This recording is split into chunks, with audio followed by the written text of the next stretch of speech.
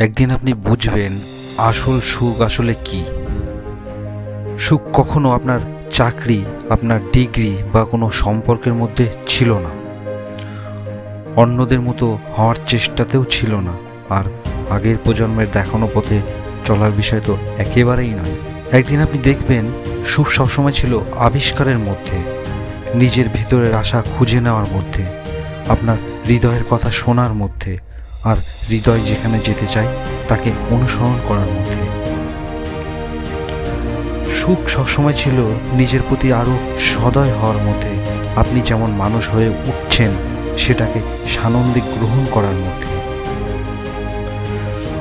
আপনি বুঝবেন যে সুখ মানে হলো নিজের সাথে কিভাবে বাঁচতে হয় সেটা শেখা।